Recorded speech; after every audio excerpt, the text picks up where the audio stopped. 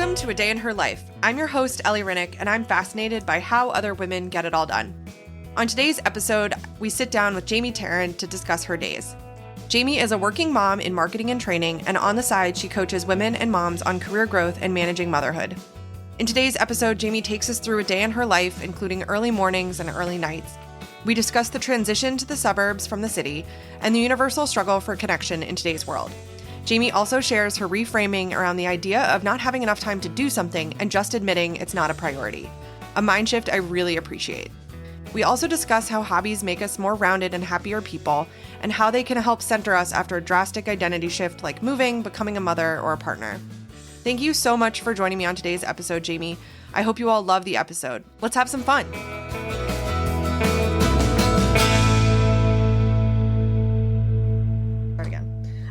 Welcome to A Day in Her Life podcast. Today, Jamie Terran is joining me to discuss a day in her life.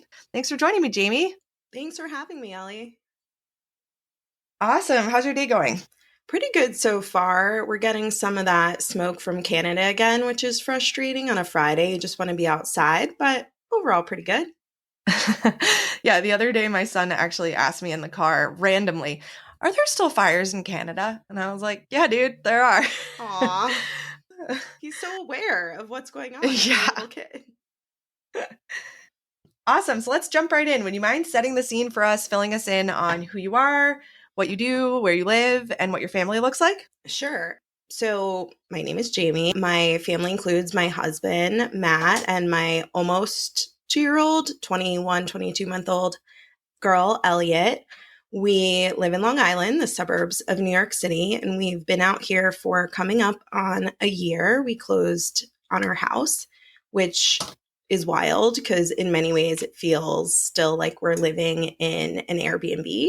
And in other ways, it feels like we've always lived here. It's a big first for me. I've never lived in the suburbs. I've always lived in the city in apartments before this, so it's been a big adjustment. I work in the medical device industry in marketing and education and training. And I also have a side business as a career coach to women at these sort of early stages in their career, getting started, moving up to that mid-management level, and as they progress into motherhood and all the changes that come with that, being a working mom. And I'm working on growing groups in our area for working moms and moms with new children who are going to be working moms and navigating those first few months where you know from the day your baby's born, you're going to be going back to work and all the overwhelm and thoughts that may come with that. Absolutely. I think I can certainly relate to those feelings. So let's go through a day in your life. Can you fill me in on what your mornings look like on a typical day in your life and how you spend those? Sure. So we're early risers. My husband, most of all. I've always been not the earliest riser in the world, but definitely a morning person. My daughter is up most days by 6. We're pretty psyched if she gets to 6:30, which that's just how we roll in our household. We always say, why is there not more stuff open early? But we recognize not everyone's on our schedule. And so we have a little bit of a routine that we do that mixes up each day. So my husband goes to the office a few days a week and I work from home full time. So sometimes we each step in, but generally speaking, one of us goes in, gets her crib is set up right next to those like acrylic bookshelves. So she likes to look at the books in the morning and say hi to Elmo. And then if I'm getting her, I really like to get her dressed right away before we leave her room. I find that that's easier for me. Sometimes if my husband gets her, they'll play a little bit. She wakes up asking for a snack, which is hilarious. And me in someone else's body, I also tend to wake up, especially as a kid, wake up hungry.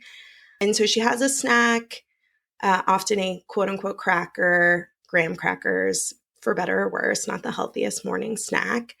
And we play a little bit. Now that it's been nice weather, and as part of some of the work I'm doing for myself, we've been getting outside. So she goes to daycare 5 days a week. We're incredibly fortunate to have a school that we love and she's happy to be at. She's a shy child, so we're so grateful every time she just walks in happily.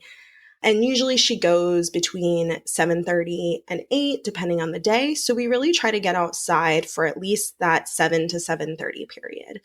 Depending on the day, that might be a walk, or we just got her a seat for my bike and she loves riding that. So sometimes we ride the bike. And then she's off to school. And then I usually am sitting down for work no later than about 8:30. And in that in-between time, I often will run an errand if the stores are open, or do something at home that I need to do, or sometimes just do one of my sort of crafty hobbies. Once you start work, what does your work day look like? So I work for a small company and we tend to have our projects that we're working on. We don't have nearly as many meetings as some other people may have, which is interesting because I know how much of a challenge that can be for other people in their work days. So I do have quite a bit of autonomy because in any given day I may have, 2 or 3 meetings, but not 8 hours slammed of meetings. And so I work on a range of projects from creating advertising or marketing materials, or I am working on education and training, and that would be presenting information. Typically take a break midday for lunch. Maybe typically is not quite right. Many days I do, many days I don't. And during that time, I will often do things for my business if I have the appropriate task for like a short period, or just try to get outside. I find that really difficult to get away from my space during the day.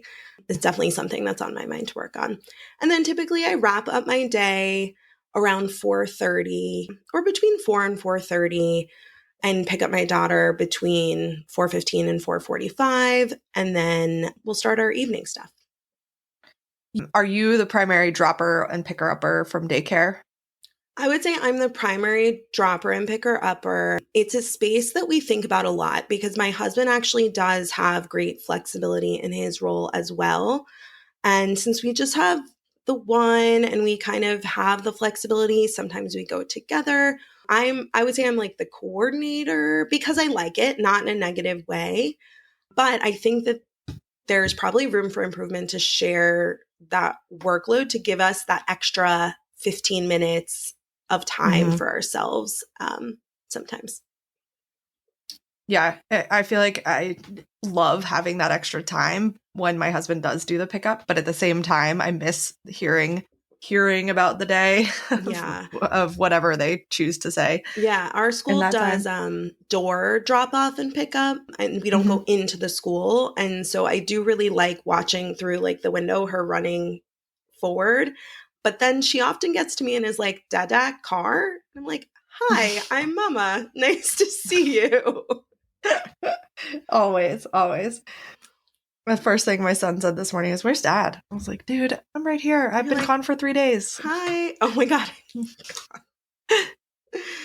And so then after you've picked up your daughter and you're headed home, what does your early evening look like before her bedtime and that like dinner rush, etc.? Sure. With the nice weather, we really are making an effort to be outside. So we'll go to the park. We'll make use of this yard, which is still very new for us, to be able to just go right outside and have a swing for her and a little slide. Yesterday, we were playing with her new little kid pool and seeing kind of how to set that up. So that's really special for us. Or we'll just go to the local park. We're lucky that we still do have a very walkable park or a bike ride. And typically we're figuring out dinner by about 5:30 and eating between 5:45 and 6. I try to do the earlier side of that, but especially with the nice weather and it being so light, sometimes time just gets away from us. we tend to do really simple dinners, protein, a fat, a carb of some sort. And my daughter's in daycare, so I feel like half the time she's on antibiotics. So sometimes we do yogurt for dinner as her protein just to kind of keep the probiotic thing going. But we keep it pretty simple. I don't think either of us really hate cooking or love cooking, so that works well for us. And for the most part, Elliot does all right with eating. She loves a good, plate toss when she's done, but we're working on that. Are you the primary chef or is Matt the primary chef? Or is it really split? I would say during the week, for the most part, I'm cooking, but sometimes he does too. Maybe it's like 60-40. But we're always sort of making the same things. Like we'll make taco meat and pair that with something else. So maybe he'll throw on a box of pasta after the meat's made, like that kind of thing. It's kind of balanced, I guess. Gotcha. So after we eat, that's when we kind of veg out a little bit before bedtime. We have been stretching bedtime. Now she's going to start her bedtime routine between like 7:20 and 7:30, which for a long time we could barely get to 7. So that's a big change for us. And so during that last hour-ish before she's going to bed, we'll play. We just got Magna tiles, so we're all really enjoying that. Yeah. Sometimes we do, I would say often, we have the TV on, usually something on Disney Plus. We like the zoo shows or the animal shows or, Finding Nemo. One thing that we've really been loving is there's this Finding Nemo like aquarium view.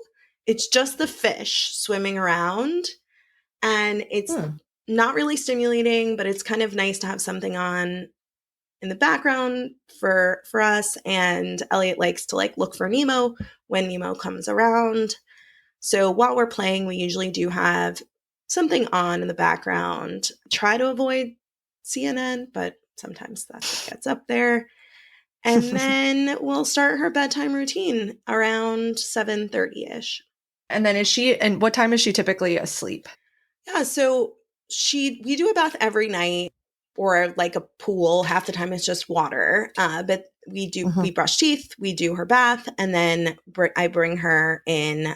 Usually Matt will do the bath part, I'll do the teeth part, and then we kind of get her into her pajamas. And I hang out with her in her rocking chair until she falls asleep. And that has been a journey. Her sleep has been a journey for us, but it seems to be working really well at this stage where she's able to comfortably fall asleep without us having to deal with any crying or stress, and then do okay the vast majority of the time through the night, even though everyone's like, you have to put them in their bed or they'll wake up and think they're on the lawn. Fortunately, by this point, she doesn't seem to wake up thinking she's on the lawn anymore.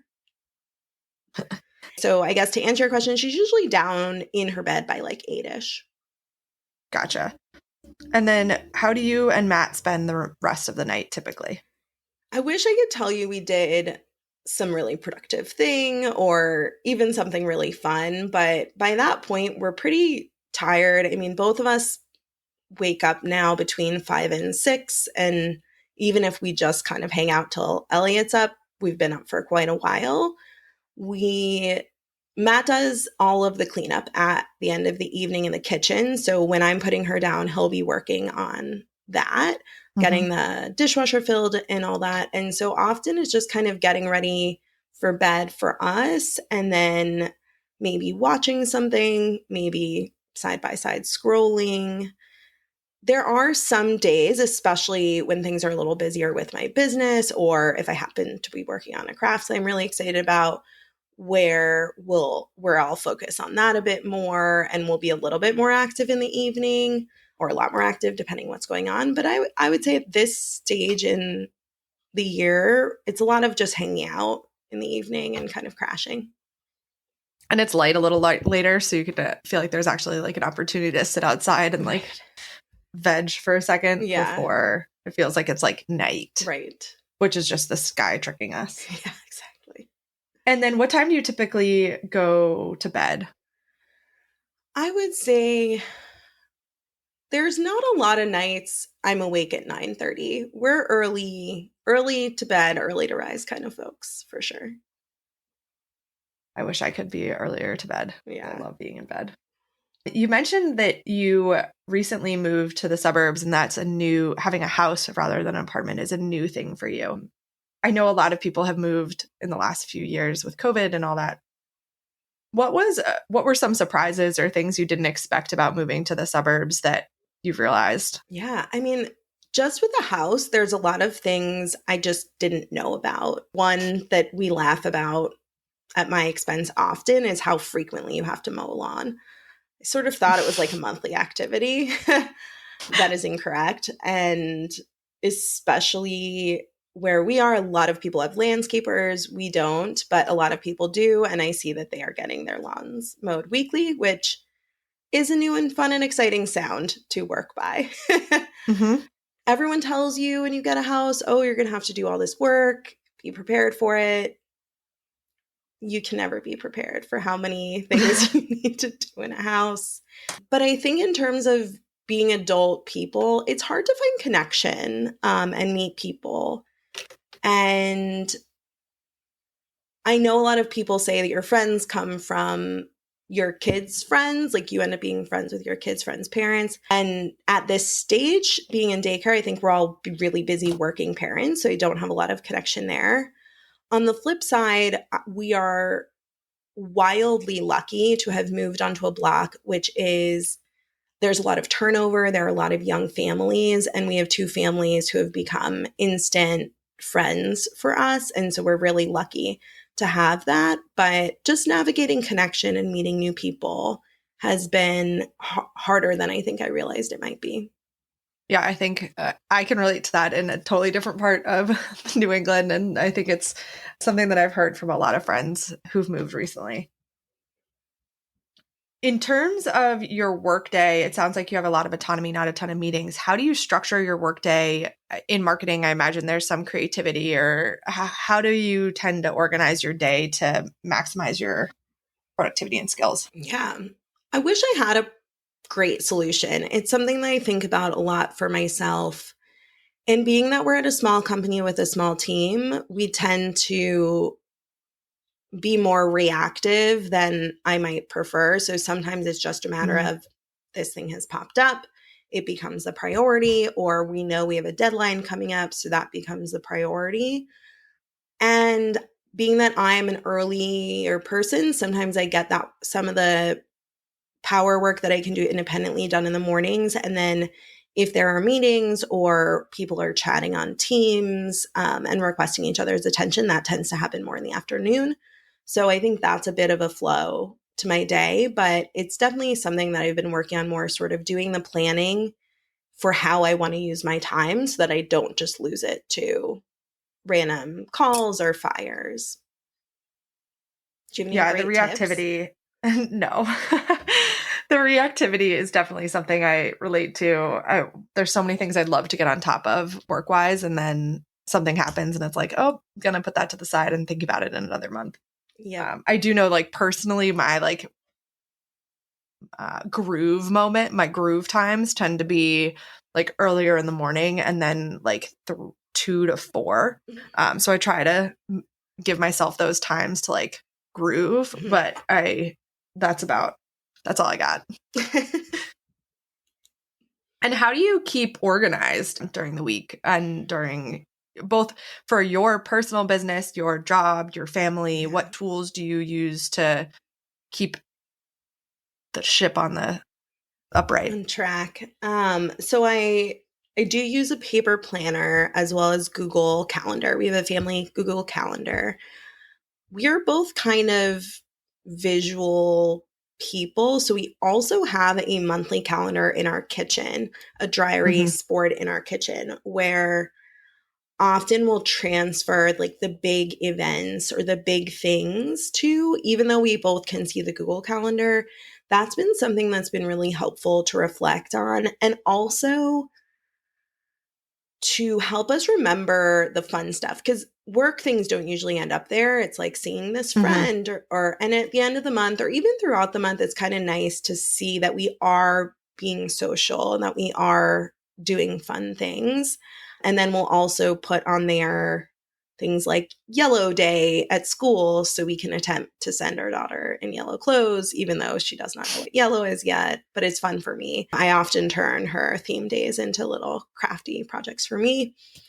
And then I also use Notion a bit, much more for my own business. I use Notion than for work. For work, we're very much in the Microsoft platform.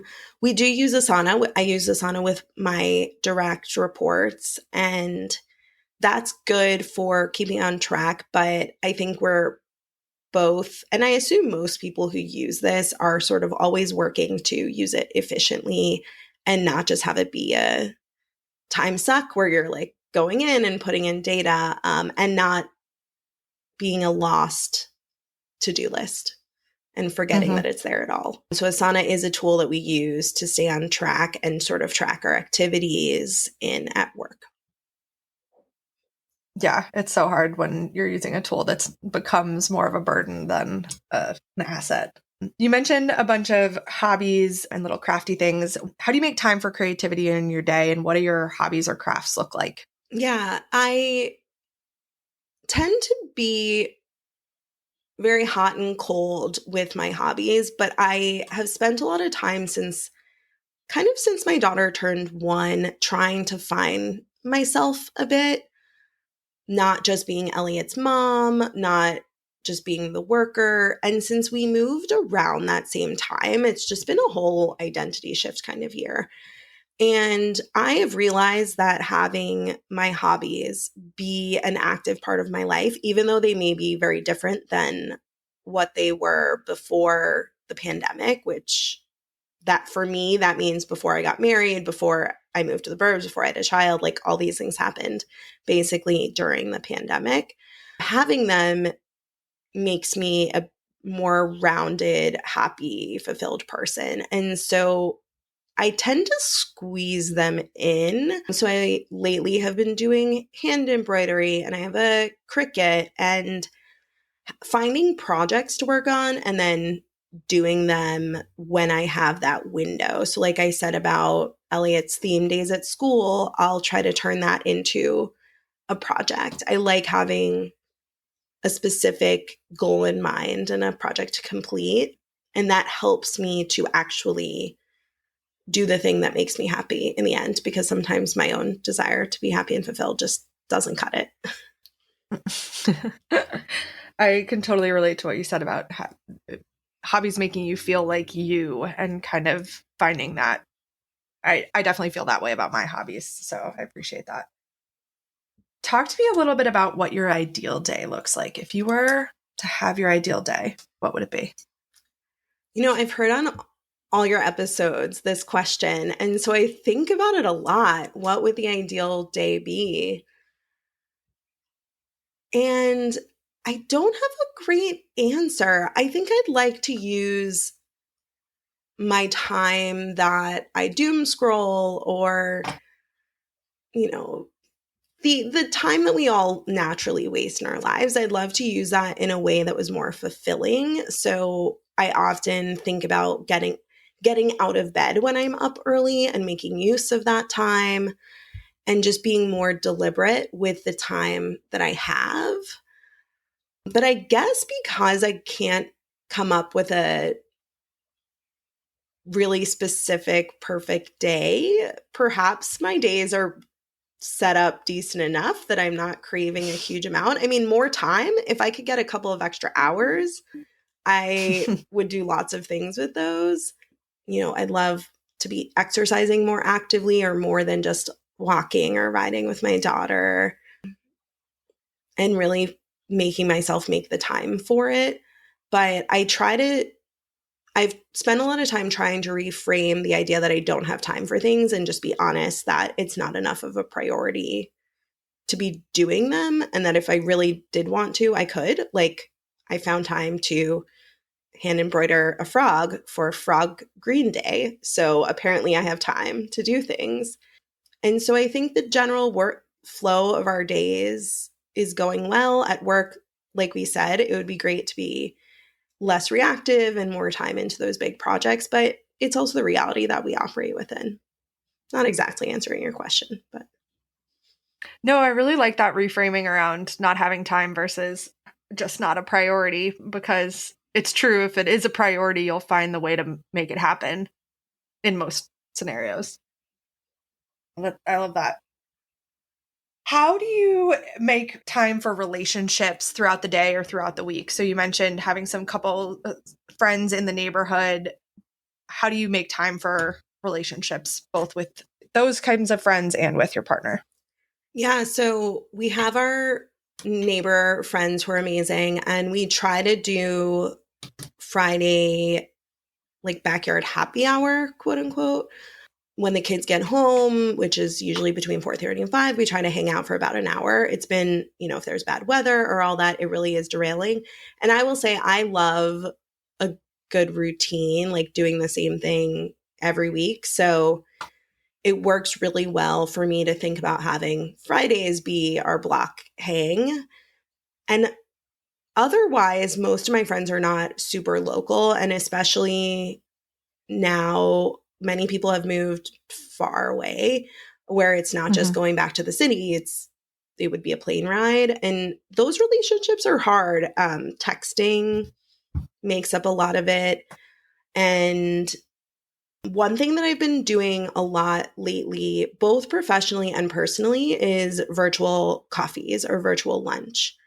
Being at, I don't know, the end of the first third of my career or something, I'm recognizing how many years are ahead of me and how important knowing people in the industry are. And it's also just a great way to connect and have more social in my life. And so seeing people virtually and thinking back to those pandemic days where we had like virtual birthday parties and virtual dinners and integrating some of that, because as many of my friends have kids or pets or just their lives that they're focusing on and I'm focusing on, getting face in person, FaceTime can be really hard. So friend wise, that's usually how things get managed. My relationship with Matt, we could do better. We could do far more date nights and reconnection.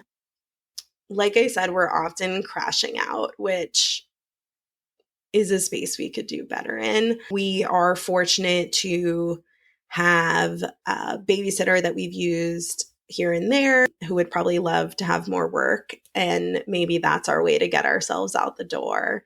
But it's definitely a spot that we're working on, and having this, not quite 2-year-old as a focus of our attention definitely takes away from, the focus on each other realistically. Absolutely. And then in your household, are there things that you choose to outsource or balls that you choose to drop? We do a lot of stuff ourselves. Being in the house, of course, especially this first year, we've had every type of contractor, electrician, whoever. One of the best things we did was hire someone to paint the house. That was a big debate for us. Matt really thought that it wouldn't be a big deal, and I'm grateful every day that we paid someone to do it. I very periodically have someone help do a deep clean, very periodically, like a handful of times a year, and mostly if we know we have a lot of people coming over or something like that. But I think you spoke about this in another episode, how the pre-clean for the person to come clean is almost more work than like the daily maintenance. So it's not too often. And every once in a while, we'll do like an Amazon Fresh or Instacart order. But a lot of it, because we have flexibility and we have our weekend time together, we tend to do a lot of those errands then. And I think that that time is a good point of connection for us to just be hanging out as a family all weekend, even if it's not just me and Matt. There is an aspect of connecting as adult people, you know, even if it's just driving around and having a short conversation. How do you and Matt talk about finances or budgeting on a weekly or monthly basis or daily? What does that look like for you guys? Yeah, so I would definitely say in our house, I'm the spender over Matt. And that's probably good because that means only one of us is really spending any money. But there are many times where we look at the credit card and we're like, who spent all our money? Where did it go? And so we've been really trying to figure out how to get a handle of answering that question more clearly for ourselves. Like, where is the money going? Fortunately, it's not an issue of overspending to the point that it's like harmful to us. We're really deliberate savers. We definitely do like an get your paycheck transfer, automatic savings transfer. And we have 529 for Elliot. Those are big priorities for us. One thing that we're doing actually this month, I decided just to get a spreadsheet and track our spending daily. So for me, that means having just like date, charges, stores that we're charging to, and then trying to put in notes about what we actually bought there. And I definitely have been more aware of like clicking order on Amazon and if it's something I really need through this month. And also trying to get that dopamine hit elsewhere. Or letting like add to cart be enough rather than ordering something that we truly don't need. And the other thing that has been kind of helpful through this month of really tracking is that there are often things we genuinely need to buy. So spending a little bit more time looking for, you know, okay, Elliot needs swimsuits every day at school. So that's a space that I can more frivolously shop in and know she really needs it rather than, you know, whatever strikes my desire on Amazon for the day. That's just going to be a short little dopamine hit. And so our plan is to look through it and see if there's a space for us to say, you know, we really have to buckle down or be more mindful of what we're buying, or if this is just our reality. And then we can be more aware and anticipate it rather than sort of shocked every month. And I think those big expenses like insurance and inevitable house repairs, that's something that we were really getting a grip on this year. You know, we knew we had to do a few things and then a few other things happened that we didn't anticipate. Got to meet the fire department in our town the first day we were in our house. That was exciting. And so hopefully some of that will calm down as well and allow us to get a little bit more breathing room, because I do value confidence in our finances and stability in our finances a lot. Absolutely. I like how you said that. Value the stability and the confidence in it, because I think that's what we are all looking for. Awesome. Well, Jamie, thank you so much for joining me today. Where can people learn more about you and follow you? Yeah, absolutely. So connect with me on LinkedIn, Jamie Terran. We can get a link to that probably in your show notes, or on Instagram at Career Coach Jamie. I share tips on job hunting, your personal and professional identity, and all things working mom life.